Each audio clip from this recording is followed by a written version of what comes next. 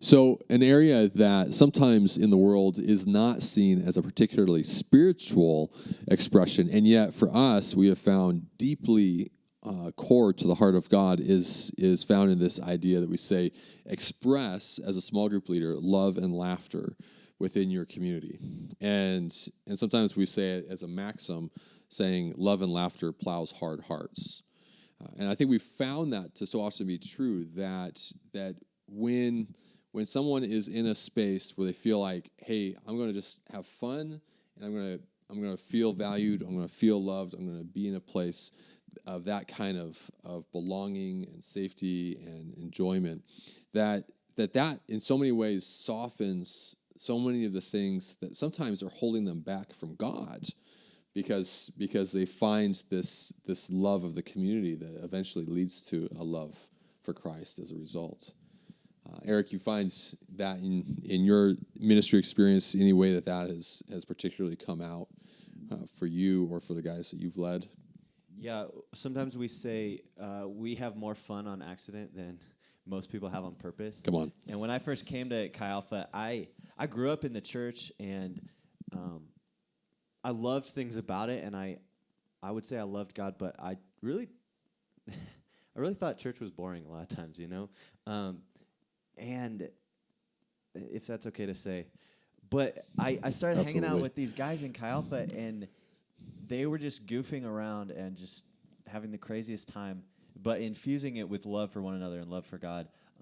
And I found that opened me up more to the Lord, and that softened my heart. And I think a lot of people are coming in with this idea that we just need to sit there and pray and discuss things, and that's all good, but I think love and laughter helps us become brothers and sisters and really, really be real. I think if you have your real friends that you goof around with and have fun with, and then you have your Christian friends that you just sit there with, then they're not really your brothers and sisters. They're just like a meeting that you attend. Right.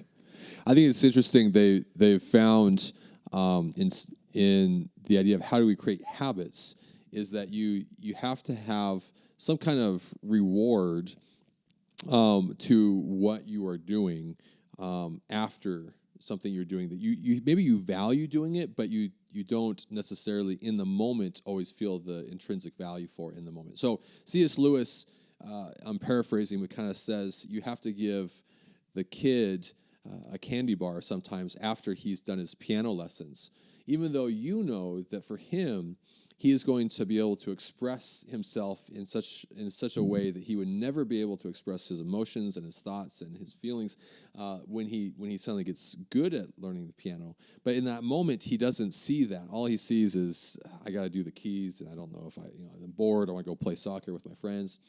So you got to give him kind of that reward, and not in any way like bait and switch, but just saying like we start with what we naturally enjoy until we learn what is more meaningful for us ultimately, that we maybe understand but don't feel. And so I think sometimes we come into relationship with Jesus that way. Like we know we should love him, we know we should value him, and maybe we even conceptually do. But when we come into a space, even sometimes your small group weekly meeting, like I always try to do something fun afterwards.